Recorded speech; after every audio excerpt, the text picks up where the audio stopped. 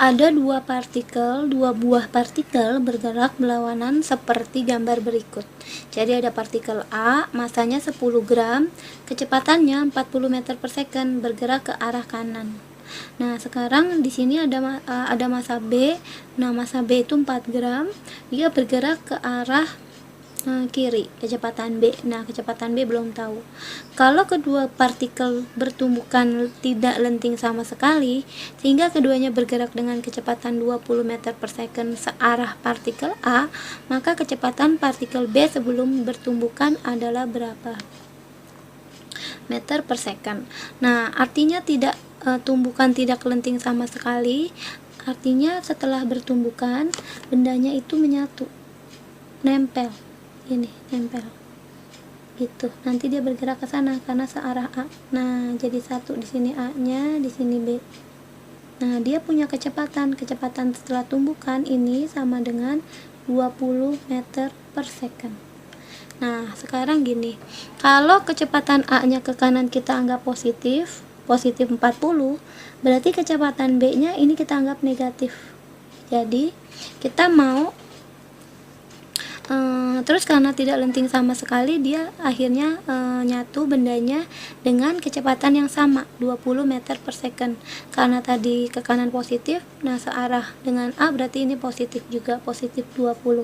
Kita mau pakai rumus kekekalan momentum, dimana massa A kita kali dengan kecepatan A ditambah dengan massa B, ya, dikali dengan kecepatan ini B dikali kecepatan B sama dengan, ditulis ulang karena di sininya karena massa A sama massa B nya itu tidak lenting sama sekali, artinya dia itu nyatu bendanya. Karena nyatu berarti massanya ditambah, massa A tambah massa B. Nah, kecepatannya kan karena nyatu jadi kecepatannya adalah satu nih, yang ini kecepatan aksen, ya. Nah, sekarang massa A nya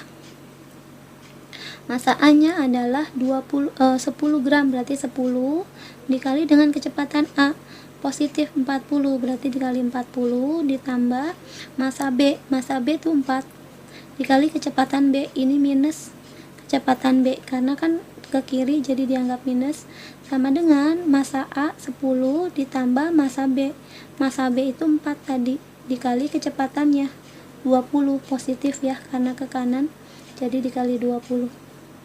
Jadi 10 dikali 40 ini 400 minus 4 dikali minus 4B berarti minus 4B sama dengan 10 ditambah 4 itu 14 dikali 20.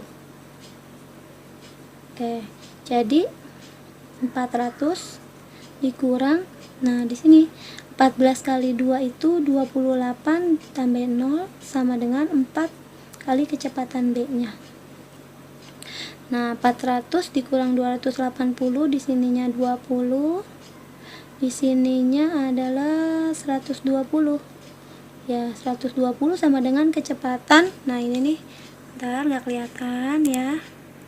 Nah, 120 kecepatan di B. Nah, jadi dapat nih kecepatan di B.